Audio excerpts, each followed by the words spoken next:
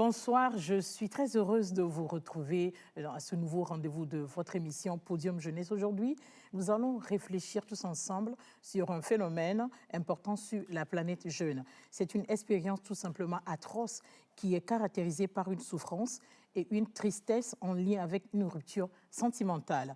Son intensité est plus ou moins importante selon l'attachement ou l'investissement dans la relation. Vous vous en doutez certainement, il s'agit des déceptions amoureuses. Certains particulièrement les enchaînent ou ratent toutes leurs relations amoureuses ou encore toutes leurs relations d'amour ne durent pas à telle enseigne qu'ils finissent par croire ou penser que de nos jours, il est très difficile ou compliqué de trouver l'amour. Quelles raisons peuvent expliquer les déceptions amoureuses à répétition ? Quelles conséquences peuvent-elles avoir sur la vie de ceux qui les vivent en général et quel impact peuvent-elles avoir sur leur santé mentale? Comment sortir de cette spirale d'échecs amoureux à répétition? Vous les avez remarquées, elles sont multiples, les questions sur lesquelles nous allons essayer de trouver des réponses au cours de nos échanges. Et au cours de cette émission, nous vous ferons suivre deux micro-trottoirs dans lesquels ceux que nous avons rencontrés nous ont donné leur petite idée sur la définition de l'amour et ils nous ont aussi dit s'il est difficile ou pas de trouver l'amour aujourd'hui. À la suite, nous vous ferons suivre aussi deux confidences de deux jeunes dames qui ont connu des échecs amoureux à répétition. Comment elles les ont vécus, vous le saurez tout à l'heure. Mais tout de suite, allons à la découverte des invités avec Sergine Raimondo. Regardez.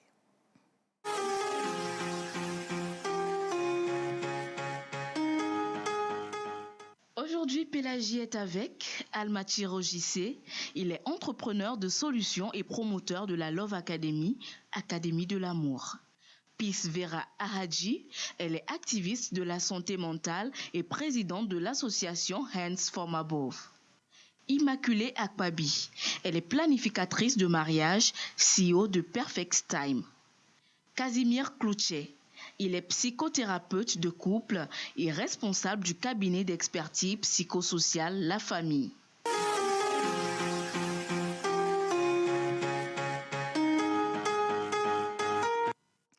Je vous le disais tantôt, au cours de la semaine, j'ai rencontré des gens avec qui j'ai échangé sur le sujet de l'amour Eros en particulier. Ils m'ont dit qu'il leur était difficile de définir l'amour, mais certains ont quand même essayé.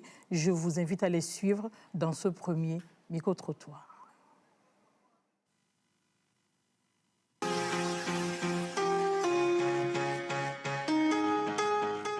Le concept de l'amour est défini par chacun à sa façon.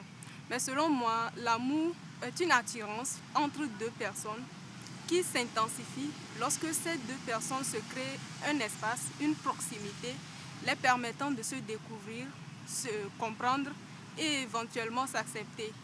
Quand ils arrivent au stade où chacun prend à cœur le bien-être de l'autre, le valoriser, l'accepter, s'inquiéter pour lui, travailler pour le voir réussir. Je peux définir l'amour comme la fusion entre deux tiercés qui se basent sur l'amitié et le désir, tout simplement comme ça.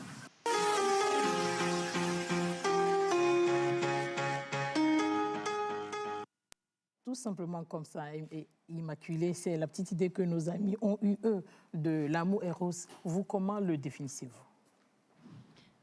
Pour moi, bonsoir. Bonsoir. Pour moi, l'amour Eros, c'est l'amour passion, c'est l'amour érotique, c'est cet amour-là qui vous emporte, qui vous amène loin. Très loin. Très loin, voilà. Et Cet amour que vous ne comprenez pas. Quoi. Vous êtes voilà, étonné, que vous surprise. ne pouvez pas justifier. Voilà. Honneur aux dames. Peace Vera, bonsoir. Bonsoir, dame. Je vais dans le même sens qu'Immaculée. Hein. C'est vraiment cet amour passionnel-là, ce sentiment, ça commence par une émotion. Et je pense qu'avec le temps, ça grandit et ça devient de plus en plus fort. Et souvent, on n'arrive pas à expliquer. Il n'y a pas forcément de mots pour expliquer, mais on sent juste que voilà, on se sent bien avec cette personne-là. Voilà. Académie de l'amour. Merci beaucoup. Bonsoir, Amal. Bonsoir, merci beaucoup. Je dirais, je ne vais pas définir l'amour, puisqu'il s'agit de l'amour Eros. Est-ce qu'il est difficile à définir, l'amour ? En réalité, non. En réalité, non, parce que souvent, on définit l'amour comme un sentiment hein, qui pousse deux personnes ou qui attire deux personnes. Mais lorsqu'on rentre un peu dans la philosophie de la chose, on ramène l'amour à notre langage élevé. Par exemple, on dit lolon. Lolon, ça veut dire s'entremêler. Donc, cela nous fait découvrir l'amour comme en fait une intelligence qui pousse deux personnes à s'entremêler, à se mettre ensemble, à se fusionner. À fusionner. Donc, lorsqu'on parle d'amour éros, carrément, c'est une relation sensuelle. C'est basé sur le charnel. Et cela peut être dû même à l'ivresse d'un coup de foudre qui peut pousser à un désir fort de l'autre. Et ça peut être dangereux, ça peut être de l'illusion aussi. Et ça peut aboutir aussi à une relation assez durable. Voilà. Casimir, bonsoir. Bonsoir, madame. Un ajout où ils ont déjà tout dit. Tout est dit, particulièrement mon ami de toujours, Alma, a tout dit. Il a donné des mots tellement profonds que j'adore. Donc, c'est l'attirance, ce sentiment vif-là, qui attire deux personnes, totalement charnel, absolument charnel. Le sujet qui nous rassemble cet après-midi, c'est la déception amoureuse. Et comme je viens de le dire, certains enchaînent ces échecs amoureux plutôt, ou ratent complètement leur relation amoureuse. Quand parle-t-on de déception amoureuse? Immaculée. Je dirais qu'on parle de déception amoureuse quand on aime quelqu'un et que cette personne-là nous fait mal. Quand on peut parler de désillusion, en fait. Parce qu'on s'attend à quelque chose qui ne se passe pas comme on l'espérait. Désillusion, pisse. C'est effectivement le mot, désillusion, parce qu'on peut s'attendre à quelque chose et on n'a pas forcément cette chose-là. Ou qu'on avait... peut-être qu'on s'est entendu sur quelque chose et qu'il y a eu une rupture en fait de ces attentes-là. Je pense qu'on peut parler de déception et ça peut provenir de beaucoup de choses. On en parlera tout à l'heure, Casimir. Merci beaucoup. Moi, je ne vois pas la chose dans le même sens exactement. Cependant, c'est sur la même ligne. La déception amoureuse, c'est à partir du moment où il y a l'être aimé, il y a une attente qui ne semble pas être comblée. Je t'aime, tu m'aimes, mais compte tenu d'un certain nombre de choses, on ne pourra plus être ensemble et on ne peut pas faire vie commune. Ou bien je t'aime, tu ne m'aimes pas réciproquement. Et donc le ressenti que cela regorge, ou bien l'effet inverse que cela, le contre-rejet que cela produit, c'est la déception amoureuse. Ou bien carrément, tu as été dupé. Il y a l'être aimé, ou bien celui qui a toujours prétendu t'aimer, qui te dupe, qui te fait voir le revers de la médaille. Tu es déçu. C'est-à-dire il y a une attente non comblée. Par contre, la désillusion, c'est l'une des étapes de l'amour. C'est l'une des étapes de l'amour. La passion, après la passion, après le romantisme, il y a l'étape de désillusion. Découvrons, désillusionne. On vivait dans l'air, maintenant on découvre le vrai visage de la personne, c'est la désillusion. Maintenant, c'est suite à la désillusion là, maintenant, que l'on devra poser le doute et faire l'engagement si c'est le cas, ou bien faire le rebrousser chemin si ce n'est pas le cas. Donc la désillusion, pour moi, ça fait partie intégrante même du processus qu'on appelle amour, des étapes, relation. Cependant, la déception elle-même, c'est une attente non comblée. Ok, Voilà. Ama, ton avis sur la question? Bon, je pense qu'on peut parler de déception amoureuse quand soi-même on a projeté l'amour dans une certaine dimension qu'on n'arrive pas à vivre ou qu'on n'est pas arrivé à vivre avec la personne avec laquelle on l'a projeté et qui nous pousse à la rupture. Là, on peut parler de déception amoureuse. Voilà, c'est ce que je peux... Avant d'aborder les raisons qui peuvent causer cette déception amoureuse, nous allons suivre ce deuxième micro-trottoir dans lequel nos amis se prononcent s'il est compliqué ou pas de trouver l'amour aujourd'hui.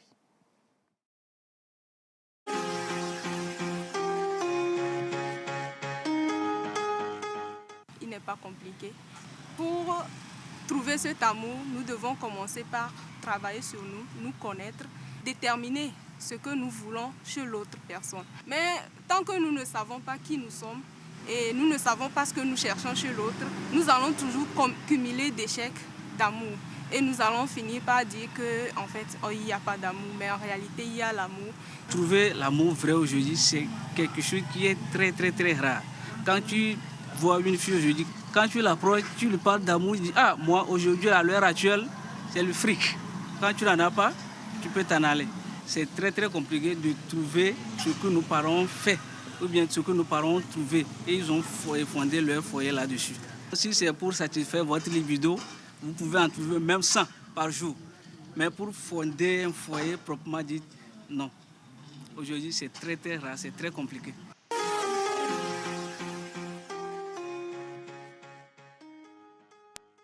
réaction par rapport au micro-trottoir, Peace? Le second interview qui m'a interpellée quand il parle du fait que voilà si c'est pour satisfaire notre libido, on peut trouver 100 par jour. 100, c'est peut-être un peu trop dit, mais je comprends un peu le sens dans lequel il veut le dire. Si c'est pour parler d'une relation sérieuse, on ne bâtit pas une relation sérieuse forcément sur ce qui est totalement charnel ou sur la libido, parce que, comme il a dit... Mais qu'est-ce qui te fait rire autant? Parce que 100, c'est trop, mais quand même, c'est vrai que... Je crois que c'est l'ampleur que le phénomène prend qui le pousse à exagérer. Le pousse à dire, oui. Mais il a raison dans un sens. Il a raison dans un sens. Pour lui, c'est compliqué de trouver l'amour aujourd'hui. Compliqué, c'est vrai. C'est compliqué, c'est difficile, mais c'est pas impossible de trouver l'amour. Je crois qu'il y a toujours de bonnes personnes et c'est juste de trouver la compatibilité, de trouver les personnes qu'il nous faut. Mais je pense qu'aujourd'hui, il y a beaucoup d'attentes en fait quand on parle de relations amoureuses et ça rend un peu difficile le fait que les gens trouvent la bonne personne, mais c'est pas impossible. Merci beaucoup, Amal. La première intervenante disait que selon elle, il n'est pas du tout difficile ni compliqué. Qu'en fait, c'est parce que les gens ne savent pas ce qu'elles veulent, voilà, ce qu'ils veulent plutôt. Qu'est-ce que tu en penses? Je pense qu'à quelque part, elle a raison, parce que l'amour, c'est un projet, et il faut le comprendre, parce qu'il y a plusieurs types d'amour. Vous devez savoir dans quelle nature, dans quelle qualité de relation vous allez avec la personne. Et le second intervenant dit quelque chose qui est très sérieux, qui est très récurrent dans notre société aujourd'hui, c'est que les gens ont compris, en tout cas la jeunesse, la plupart de la jeunesse ont compris que l'amour, c'est du sexe. Et puis, bon, il commence comme ça. C'est une confusion. C'est une confusion. Donc, il faut au préalable comprendre ce que c'est que l'amour, comprendre ce que c'est que les relations. Et moi, je retournerai même en arrière pour dire qu'il faut se poser la question d'abord si l'amour existe. Nous sommes une société, nous sommes une espèce humaine qui vivons en groupe. Donc, nous sommes une espèce relationnelle. Donc, les gens doivent comprendre que l'amour, ce n'est pas un choix, mais c'est l'amour, c'est un projet qui s'impose à l'ensemble. Donc, l'amour nous amène à nous mettre en relation pour pouvoir contribuer au développement ou à l'évolution. Donc, cet amour-là, quand il est compris comme un projet, et quand il est compris, par exemple, comme moi je l'ai défini, comme connaissance et compréhension de l'autre, là, elle vient de dire quelque chose. Lorsque vous apprenez à vous aimer, lorsque vous savez vous aimer, lorsque vous vous connaissez, vous comprenez, vous pouvez connaître facilement et comprendre l'autre et pouvoir bâtir une relation amoureuse durable. Parce que l'une des choses qu'il faut garder, c'est que les difficultés viendront. Mais il faut comprendre que ça fait partie du jeu ou du game. Mais la société d'aujourd'hui a habitué la jeunesse à la facilité au point où, à la moindre difficulté, on se dit que ce n'est pas possible, ça ne peut plus marcher, ça ne peut plus avancer. C'est les telenovelas qui leur créent des voilà, problèmes. Justement. Immaculé. Où est-ce que j'ai tort? Non, pas du tout. Ils s'en abreuvent à longueur de journée. Les telenovelas, c'est un vrai phénomène actuellement parce que il y a beaucoup de jeunes qui prennent ça pour de la réalité. Alors que c'est du film. C'est une fiction. Oui. C'est fait pour peut-être nous emporter l'espace d'un moment, pour nous évader un peu. C'est pas la réalité, les novelas. La vie est plus difficile que ça. La vie est plus dure que ça. Et comme Amal vient de le dire, l'amour, c'est un projet. Il faut vraiment s'y mettre pour le réussir, en fait. Parce que si on se cale, comme on a l'habitude de le faire, sur l'amour-passion, qui va finir par s'éteindre à un moment donné. Rêvasser. Voilà, qui fait rêver, qui nous emporte très, très, très loin. Ben, un jour, on va simplement descendre, revenir sur Terre, mais brusquement. Et là, ça fait très mal. Mais c'est parce qu'on ne s'y est pas préparé comme il faut. C'est parce qu'on n'a pas pris les bonnes dispositions. On s'est juste jeté dedans à corps et à âme, et puis voilà. Donc, en fait, c'est un projet sur lequel il faudrait passer du temps et travailler là-dessus. Oui, il faut y réfléchir, il faut passer du temps dessus. Il faut savoir ce qu'on veut et comment faire pour le réussir. Merci beaucoup. Oui. Il faut savoir aussi que c'est un travail, parce que chacun doit travailler sur lui. C'est pas juste une question de se mettre ensemble, mais si vraiment on prend c'est une décision déjà, décider d'être ensemble et chacun des deux personnes qui sont dans le couple doivent travailler pour que ça marche. C'est pas juste magique, c'est pas juste automatique. Il faut obligatoirement que chacun travaille pour que ça puisse aller de l'avant. Merci. Casimir, est compliqué de trouver l'amour aujourd'hui? Absolument pas. Je rejette totalement la première intervenante, celle qui a dit trouver l'amour aujourd'hui n'est pas compliqué. Maintenant que nous avons laissé un peu de côté l'amour, Eros, on voudra parler maintenant de l'amour en termes de relation, en termes de vie commune. Je pense que je rejoins un peu M. Allemand quand il disait que c'est question de préparation en amont. À partir du moment où l'amour, c'est la définition, la définition que je donne souvent, c'est le sentiment plus le partage de projets. Pas le projet lui-même, mais le partage de projets. Celui avec lequel je voudrais me mettre. D'abord, les jeunes, ou bien dans l'ensemble aujourd'hui, on se base sur les ressentis, sur le sentiment vif pour décider. Les émotions. Voilà. Maintenant, est-ce qu'en plus de ça, il y a l'aspect projet? Est-ce que j'ambitionne vraiment faire ma vie avec un soldat? Est-ce que je compte avoir comme père de mes enfants un enseignant? Est-ce que c'est les aspects qu'il ne faut pas négliger? Est-ce que c'est ça le partage de projet de vie? Qu'est-ce que l'autre deviendra? Et l'autre, quel type de femme voudra-t-il? Quel type de mari voudra-t-elle? Donc, c'est l'ensemble de ces choses-là qu'il faut s'assurer d'abord avant de tomber dedans. Maintenant, pourquoi je dis que c'est très facile de trouver l'amour? Parce que nous sommes en un ère maintenant, notre époque est l'une des rares où la communication est très intensive.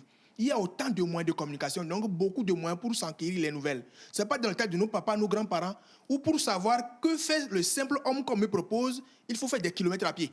Maintenant, avec WhatsApp, avec Google, on peut savoir tout à l'heure ce que l'autre fait, le métier que l'autre fait. Maintenant, donc, s'il y a ce tas d'informations qui est disponible là, alors il faudrait aller à la source, éviter de se baser sur le sentiment pour aller. Maintenant, c'est à partir du moment où on se base sur le sentiment, et on cumule, on traîne beaucoup de déceptions, beaucoup d'échecs, beaucoup de coups bas. Et maintenant, on se jette pour voir comment prendre pour faire, pour essayer. On échouera davantage et on dira que c'est difficile d'en trouver. Mais on ne part pas sur la bonne base, à mon avis. Donc, l'amour aujourd'hui, sinon, si les femmes crient, l'amour n'est pas là, les hommes crient, l'amour n'est pas là, c'est parce que les deux ne se retrouvent pas au bon moment. Ça voudrait dire que des deux côtés, il y a quand même le besoin qui est exprimé. Nous allons travailler sur du concret maintenant. Voilà. J'ai eu 2 confidences au cours de la semaine. J'ai enregistré une la semaine dernière, et, il y a 2 semaines, et l'autre la semaine qui est en train de finir. Ce sont 2 jeunes dames, je vous assure, belles, mais ce qu'elles ont traversé, c'est terrible. Donc nous allons suivre la première confidence et on revient juste après pour en parler. C'était il y a de cela 2 ans. J'étais en relation avec un homme que j'ai rencontré ici, mais il vit en Occident. Donc, par la suite, il était reparti et revenu pour faire le premier pas avec les parents. Donc, la connaissance avec sa famille et la mienne. Et la relation a duré au moins 1 an, mais c'était une relation très difficile, très toxique, parce que c'était un homme qui non seulement était possessif, mais qui m'imposait des choses. Psychologiquement, ça n'allait pas. Ça n'allait pas parce que il me menace, il me dit, si tu ne fais pas ceci, je ne t'envoie pas de l'argent parce qu'il m'envoie de l'argent. Donc, même sortir avec des amis et tout, je ne pouvais pas. Je dois demander la permission. Mais si je demande, il ne me l'accorde pas. À chaque fois, je dois justifier où je suis, ce que je fais. Il est possessif, il veut voir exactement, il veut être sûr de là où je suis et tout. Mais ce qu'il y a de plus difficile, c'est que nous ne faisons pas 2 ou bien 1 semaine sans se disputer.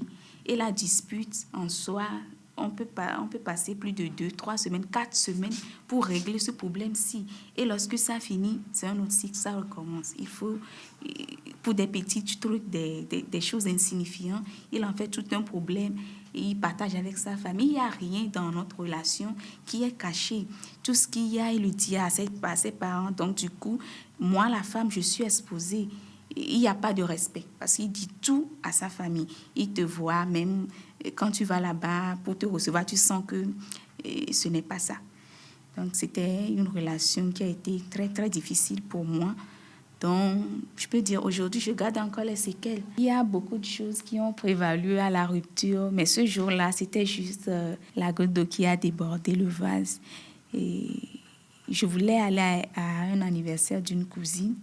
Comme d'habitude, il m'a dit non. Durant les 1 an de relation, je ne sors pas. Il faut que j'aille à l'école, je reviens. Je dois aller nulle part. Mais le jour-là, je me suis dit non, que trop, c'est trop, que je dois y aller. C'est ma cousine.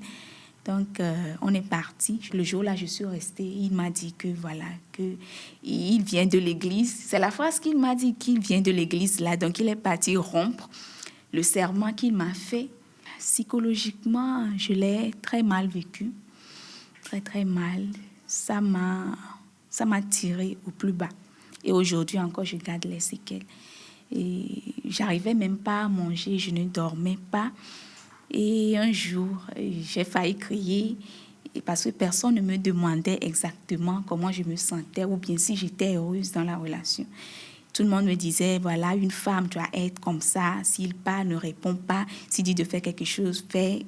C'est tout ce qu'il me donnait comme conseil. Et un jour, j'ai crié. J'ai dit à ma maman, mais vous me dites de faire ci, de faire ça, mais est-ce que vous me demandez si j'étais heureuse dans la relation? J'avais crié le jour-là et elle était restée bouche bée. Ça là, vraiment... Bon, c'était difficile. C'était difficile. Et à partir de ce moment, elle a commencé par me soutenir.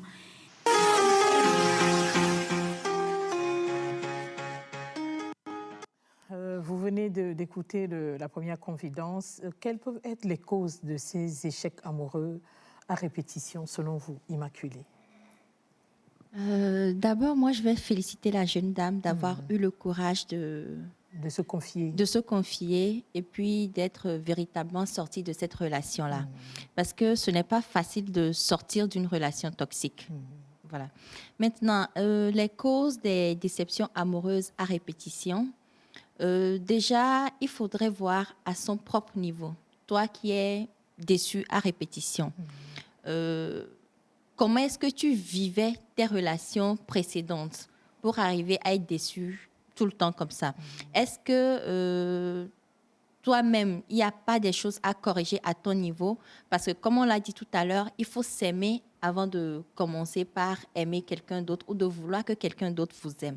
Donc déjà, il faut travailler sur soi, être sûr d'avoir tous les atouts possibles pour ne pas retomber dans la même chose. Parce qu'après, quelque part, on dit aussi qu'on attire ce que l'on veut.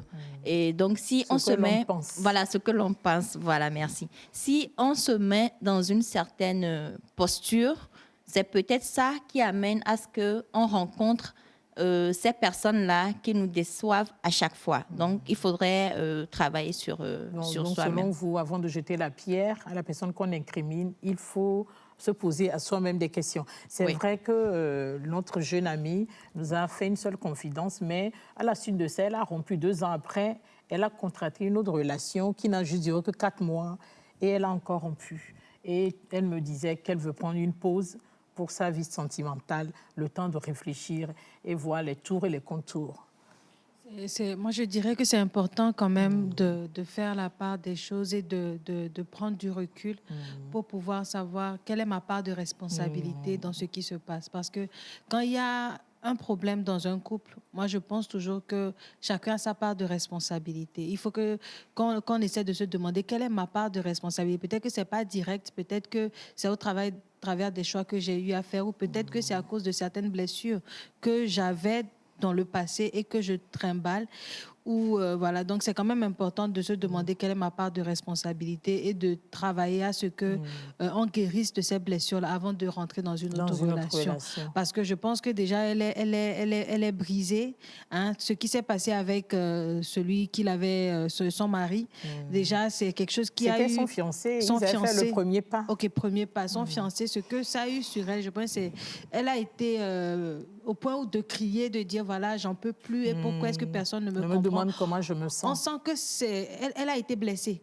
Et quand quelqu'un est blessé, quand même, il faut prendre un temps pour guérir. C'est comme une plaie physique, les plaies émotionnelles. Il faut guérir de cela avant de chercher à faire autre chose. Sinon, la plaie ne guérira pas. Il faut prendre le temps de penser avant de continuer. Et peut-être c'est l'une des raisons pour lesquelles les prochaines relations également sont comme ça, parce qu'elle essaie de transposer aussi quand même peut-être, je ne sais pas, je ne suis pas dans la relation, mais probablement qu'elle transpose un peu ce qui s'est passé avant Sur l'autre. Et elle se dit, mais si c'est comme ça que ça avait commencé, pourquoi tu Elle me est sur parles ses comme gardes. ça? Exactement. Cette phrase-là, c'est ce que l'autre avait l'habitude de dire. Et sans le vouloir, il y a plusieurs pensées qui viennent. Et souvent, quand ces pensées viennent et qu'il n'y a pas la communication aussi dans le couple, on n'arrive pas à exprimer cela, les pensées deviennent autre chose. Et peut-être ça se manifeste par des comportements et tout. Donc, c'est quand même important que, voilà, elle puisse travailler sur ça avant de se remettre dans une autre relation. Merci beaucoup. Nous allons revenir sur les raisons possibles qui peuvent expliquer les déceptions amoureuses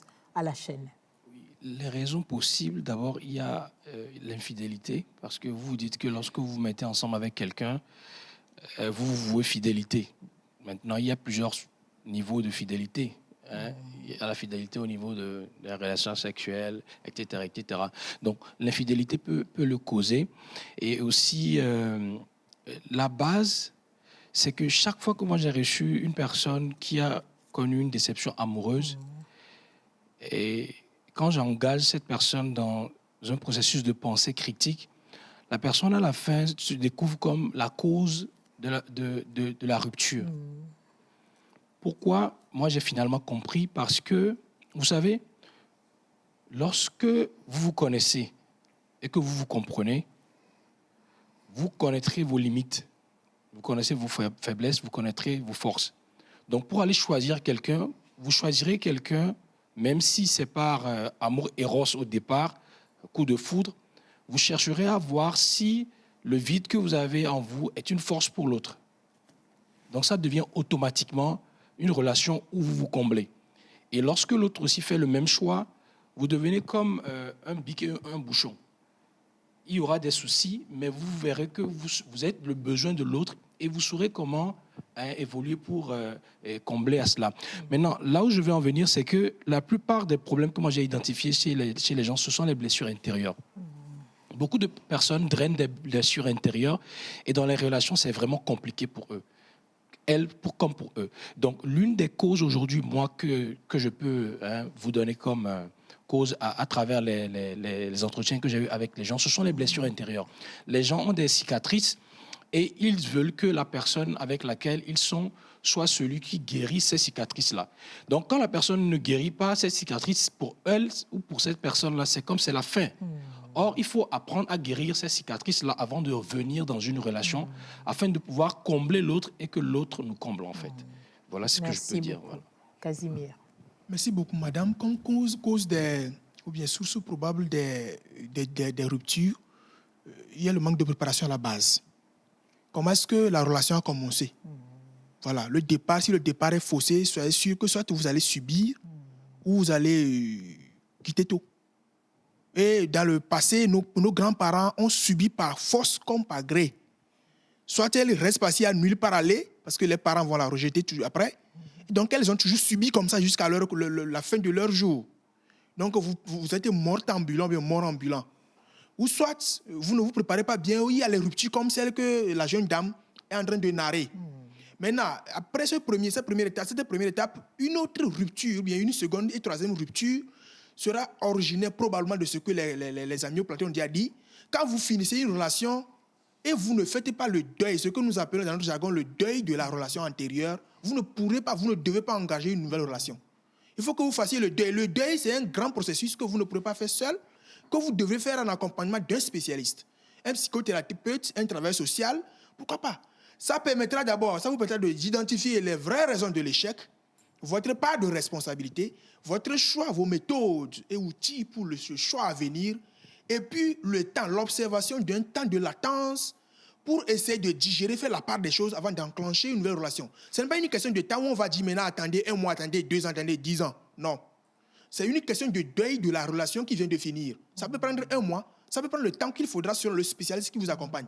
Surtout si vous voulez faire votre deuil seul, ce qui est d'ailleurs quasi impossible, il faut vous assurer que vous aurez à traîner les mêmes pots cassés chaque fois. Mais apparemment, il y a des gens qui ont cette capacité de résilience. Hein? Oui, il y a l'exception qui fait la règle. C'est l'exception qui fait la règle. Mais ce que vous appelez résilience, ce que les gens appellent résilience, il faut d'abord évaluer vraiment l'intérieur de la personne. Il y a des gens qui jouent le dur à l'extérieur, mais c'est le moins faible. Les gens qui jouent au dur à l'extérieur, mais qu'est-ce qu'ils vivent réellement? C'est le bonheur nous privilégions. Est-ce que vous avez le bonheur dans la relation? Est-ce que votre manière de tenir devant les gens, est-ce qu'effectivement, à l'intérieur de vous, vous avez le bonheur? C'est ça. D'accord, je vois. Merci beaucoup. Avant de parler des conséquences, nous allons suivre la deuxième confidence.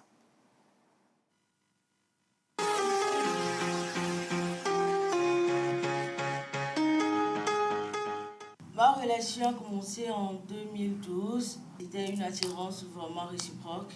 Et c'était une personne que j'ai appréciée d'un coup et lui aussi. La relation, on était dedans et puis bon, tout allait bien. Jusqu'en 2015 où bon, c'était un peu compliqué. J'ai dû déménager et on a fait une pause. À partir de fin 2015, il est revenu. Et bon, il a demandé pardon, je lui ai accordé une seconde chance. Mais il s'est fait que après cette pause-là, les choses n'allaient pas comme je voulais exactement. Et un matin comme ça, sans rien, monsieur a décidé de rompre la relation sans explication. Je venais d'avoir mon bac quand il a décidé de rompre la relation. Et après plusieurs tentatives de savoir ce qui s'est passé, monsieur me dit son âge avance et qu'il veut un enfant. Entre-temps, j'avais un peu traîné en 3e et en voyant tout l'effort que maman a fourni pour que je puisse continuer, je ne pouvais pas avoir un enfant parce que c'est l'enfant que j'avais eu en 3e qui m'avait retardé vraiment et qui a fait que j'ai un peu traîné. Donc je me suis dit, il faut que j'ai au moins la licence avant d'avoir encore un autre enfant. Et monsieur ne voulait pas comprendre. Et il a commencé par me traiter de tous les noms, que je suis en train de devenir orgueilleuse et hautaine. J'ai dit non, il faut me comprendre. Ben, ton âge n'est pas tellement avancé que ça. Laisse au moins 3 ans pour que je puisse avoir ma licence et qu'on puisse faire l'enfant. Il a dit non. Je l'ai un peu mal vécu parce que à la base, je suis une personne très sociale. Mais je suis devenue un peu casanière. Je déprimais la plupart du temps. Et comme des personnes, je ne mange pas la plupart du temps, je n'arrivais pas à manger vraiment. Je commençais à perdre un peu de poids. Il y a plein de gens qui l'ont remarqué. Et ça m'affectait aussi énormément. Je me culpabilisais. Je me disais non, c'est de ma faute.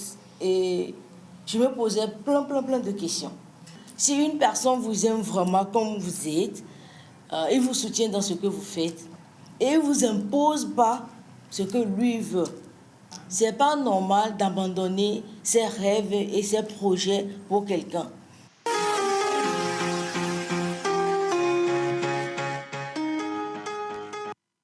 Dans cette deuxième confession, notre intervenante, elle a connu une relation lorsqu'elle était au secondaire, en 3e. Elle a même eu un enfant. Le gars a refusé de reconnaître l'enfant. L'enfant a 11 ans aujourd'hui, mais après qu'elle ne connaisse cette rupture-là. Donc, mais actuellement, elle est avec quelqu'un. Elle m'a dit que ça va. Quelles peuvent être les conséquences des échecs amoureux à répétition, en général, sur les personnes qui les vivent, Casimir? Merci beaucoup. Rapidement, 30 secondes pour intervenir dessus. Ça montre une fois de plus qu'il n'y a pas eu l'aspect partage de projet de vie au départ de la relation. S'il y avait l'aspect partage de projet de vie, elle aurait pu remarquer malentendu-là n'aurait pas eu lieu. Que le monsieur voudrait un enfant dans 2 ans, le monsieur voudrait un enfant dans 5 ans, parce que le monsieur l'a laissé tomber, peut-être parce que le monsieur a une pression sociale derrière. Tu es grand, fais un enfant de la part de sa famille. Il ne pourra pas résister. Donc, pour dire qu'il faut une préparation au préalable.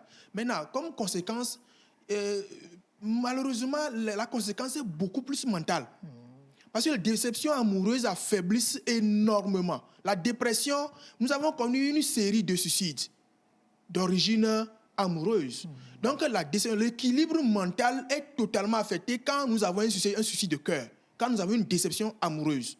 Donc, la conséquence principale, donc, comme je l'ai dit, c'est la santé ou bien le déséquilibre mental avec tous les maux que ça entraîne. L'autre conséquence, c'est le rejaillissement, bien cela va rejaillir sur les relations futures. La perte de l'estime de soi, comme elle aurait évoqué l'anorexie.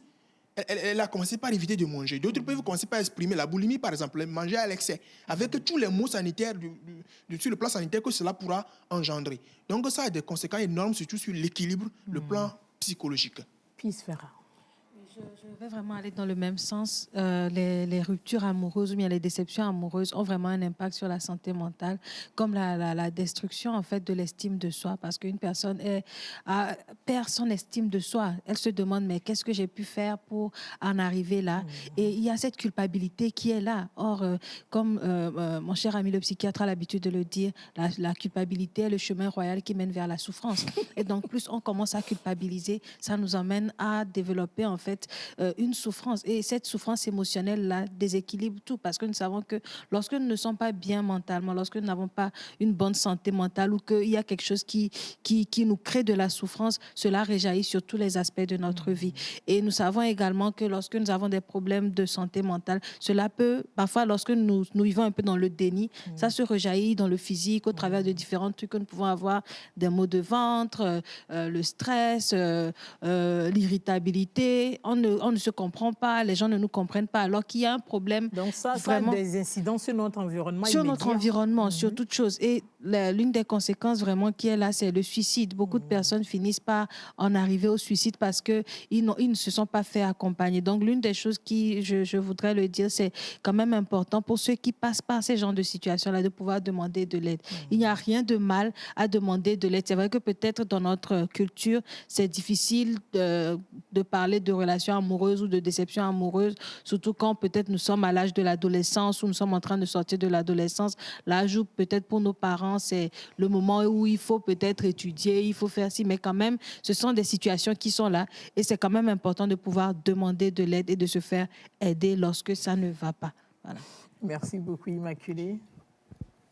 Oui, je n'ai pas grand-chose à ajouter parce que c'est principalement ce que Casimir et Peace viennent de dire. Vous avez l'habitude d'accompagner les fiancés et les futurs mariés. Oui. Est-ce qu'il y a eu des gens qui ont fait la dot et le long des processus du mariage, il y a eu rupture? Vous en avez connu dans votre travail? Non, j'en ai pas connu, mais j'ai connu un couple qui a failli rompre parce que après, c'était difficile. De se comprendre. Oui, c'était compliqué. Mais heureusement c'était les courses qui les stressaient ou quoi? Il y a les courses, il y a la famille, la pression des deux familles. Les dépenses. Sur chacun des deux. Non, il n'avait pas de problème de dépenses. Il y a surtout la pression familiale sur chacun des deux parce que cette famille imposait ceci, l'autre famille imposait cela et les deux n'arrivaient pas à s'entendre sur ce que eux, ils voudraient pour leur couple. Parce que tout le monde voulait satisfaire sa famille. Alors qu'ils devraient s'entendre et puis le leur imposer. Voilà, donc ça a créé vraiment pas de la discorde. Le leur dire, excusez-moi. Ça a créé de la discorde entre eux. Mais heureusement qu'ils ont su trouver un bon équilibre. Ok, merci. Pour ne pas répéter les autres, je dirais que la première conséquence, il y a la dépravation sexuelle parce que ne croyant plus en l'amour, les jeunes se livrent maintenant à leurs désirs charnels. Et il y a un aspect aussi, c'est que ces pertes-là amputent sur le développement d'un pays. Il faut que les gens prennent ça en compte. Il faut que le gouvernement aussi comprenne que ce sont des choses qui arrivent au bas échelle, mais qui amputent sur le développement parce qu'on n'a plus des citoyens qui sont équilibrés pour pouvoir accompagner les mécanismes de développement institués par le gouvernement ou l'État. Donc c'est vraiment très important de prendre en compte la ressource humaine que nous sommes et de pouvoir développer des solutions pour pouvoir accompagner les jeunes qui sont le futur de la croissance de tout pays. Donc, c'est ce que je peux ajouter. Voilà un ami qui nous écrit. Je suis sûre qu'il doit être un adolescent. Que lui, il aime une fille. Il lui en parle depuis, mais elle s'en fout de l'aider à la convaincre. Mon ami, tu n'as pas d'autre chose à faire pour le moment. Je crois que, je ne sais pas, quelqu'un qui a un travail qui le préoccupe raisonnerait de la sorte. Ok, je comprends que vous êtes amoureux, ce n'est pas un péché, c'est naturel, mais prenez du temps, puis appelez-moi après l'émission, on va en parler, c'est bon? L'ajout de Casimir. Un ajout par rapport à ce que M. Alma a dit, c'est que l'improductivité. Si vous avez une déception ou bien vous traversez une période critique sur le plan amoureux, vous serez improductif. Vous arrivez au service, vous avez à peine la concentration. Et donc, même pas forcément au sommet de l'État, mais dans les entreprises. Les petites entreprises de 3-5 personnes, 10, 30 personnes, intéressez-vous sincèrement sur le plan amoureux, le plan relationnel de votre personnel.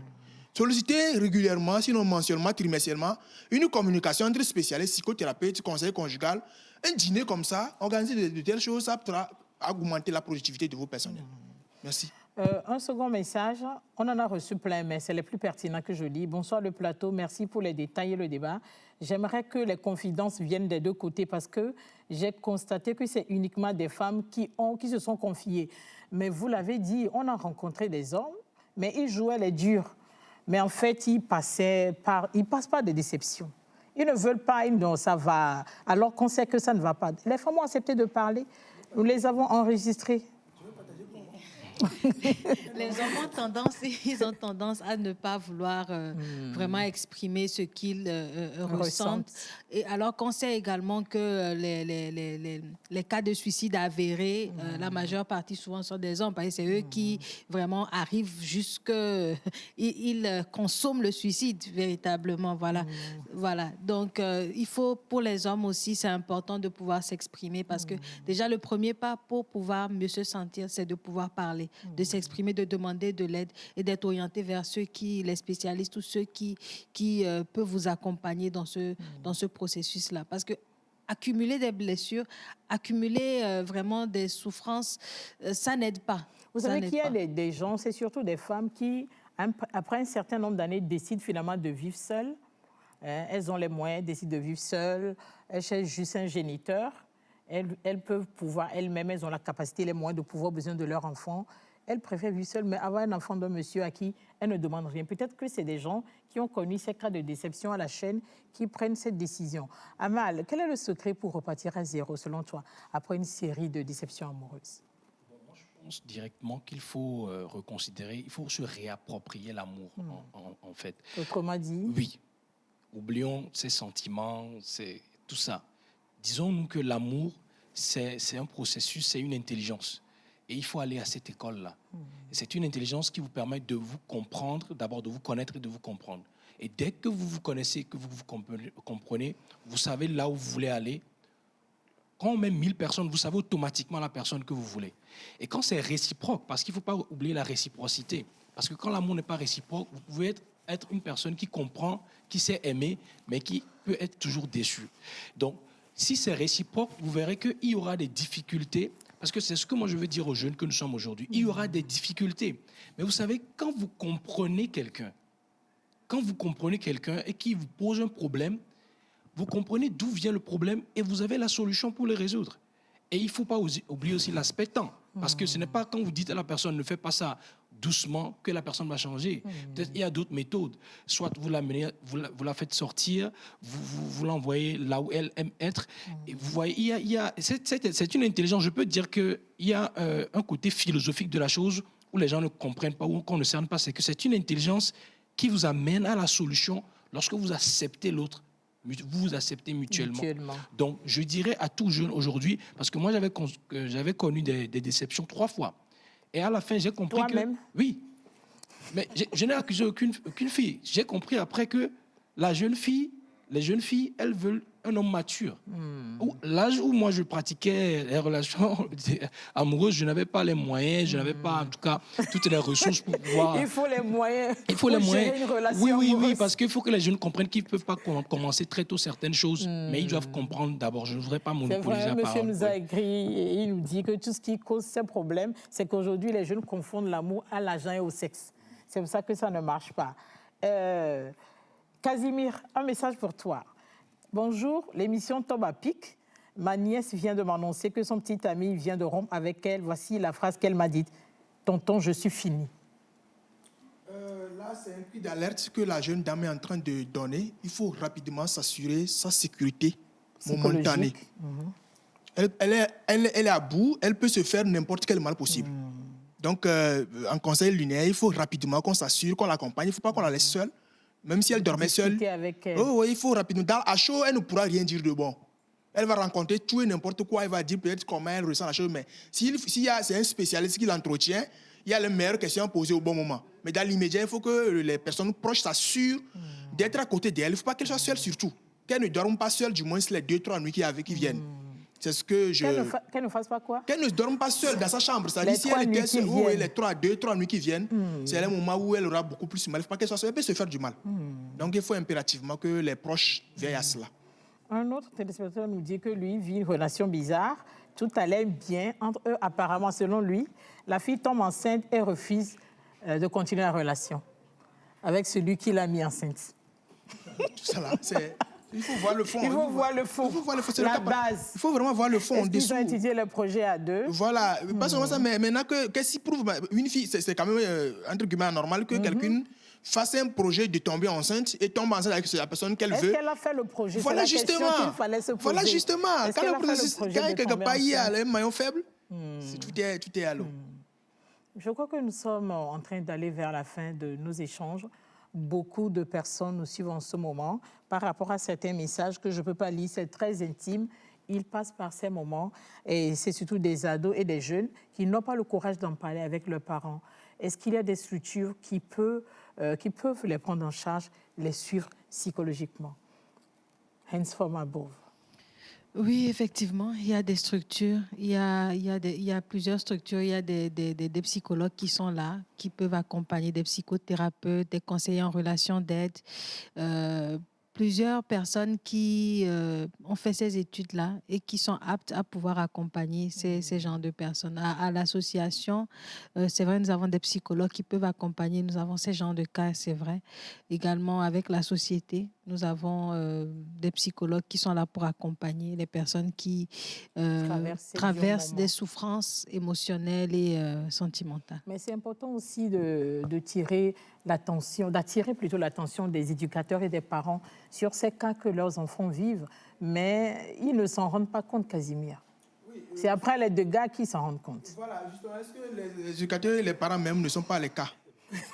Justement, c'est ça le problème. Est-ce que ne sont pas des cas? Justement. Des cas de déception? Bien sûr que oui. Madame, la déception n'épargne personne. L'amour n'a pas d'âge. Il y a un vieux qui m'excuse, il est vraiment rigolo, il va rire sûrement devant sa télé. Il y a un vieux de 59 ans qui m'avait écrit la semaine passée. Vous voulez une relation stable. Et après, je me suis rendu compte que c'est une dame de 45 ans qui l'a torturé le cœur. Voilà un vieux de 59 ans. Il pleurnichait pas possible. Il pleurnichait. Il pleurait vraiment à chaud de larmes. Il n'a jamais connu l'amour ou quoi? Oui, il en a connu. L'amour, à chaque fois qu'il y a une nouvelle déception, on dirait que c'est la nouvelle. Il n'y a pas d'expérimenté. En matière de déception, il n'y a pas d'expérimenté. Maintenant, allons rapidement ce que l'on peut faire désormais pour éviter ces déceptions. On a déjà dit beaucoup de choses. Il faut que le départ soit bien observé. Maintenant, si vous avez été déçu longuement, à 95%, je conseille les jeunes filles de consulter, de se faire aider. Il faut solliciter l'intervention d'une tierce personne, une personne expérimentée, parce que demander le conseil ou bien les conseils ou bien l'avis des amis proches peut se révéler à contre-revers contre vous plus tard. Ils auront connu votre vie pour rien. Consultez un spécialiste, ils sont pleins maintenant. Même les étudiants en psychologie clinique, ils sont pleins maintenant, année de master, année de licence. Ils sont pleins, ils peuvent vous aider à la base. Maintenant, à défaut, il faut vous confier aux structures déjà installées, notre structure, notre cabinet là. En plus de ça, avant de commencer une relation, demandez aussi l'accompagnement d'un spécialiste. Demandez l'appui d'un spécialiste pour s'assurer avec qui vous êtes, qu'allez-vous faire, comment allez-vous le faire. C'est très important. Merci Casimir. Je riais parce que j'ai reçu un message. C'est triste, mais ça m'a fait quand même éclater de rire. Je verse même des larmes. J'ai surpris ma meuf avec un autre gars dans sa chambre. Dans ce cas, que dois-je faire? Casimir, au secours.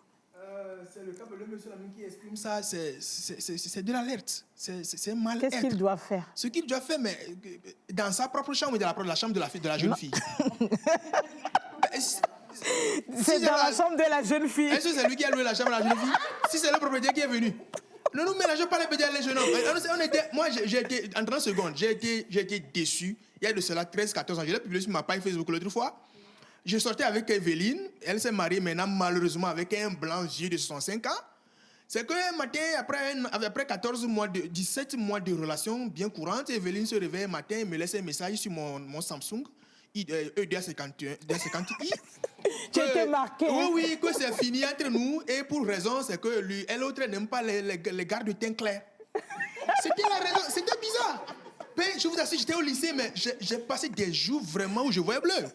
Et pourquoi j'ai dit au début que malheureusement, elle s'est mariée à un blanc? Celle qui n'aime pas les gens de teint clair s'est mariée à un blanc. Tu n'avais pas Après, d'argent. de relation. Justement, il n'y avait pas les moyens. J'ai compris que Evelyne, au fait, il appartenait à mes professeurs et que moi, je voulais m'en accaparer. C'était pas... Donc, le jeune homme, c'est vraiment son morceau. Il faut qu'il s'assure que c'est son morceau parce que c'est le grotto qui a loué, il est venu consommer toujours. C'est pas un grotto, c'est un autre jeune. Peut-être que c'est le propriétaire de la chambre, comme tu dis. Je parle du grotto en termes de poche. Le grotto, c'est la vois. poche. Moi, je parle de la poche. vois. Voilà, il ne faut pas que nous nous fassions des illusions inutiles. Ok, merci beaucoup. Merci à vous qui nous avez suivis.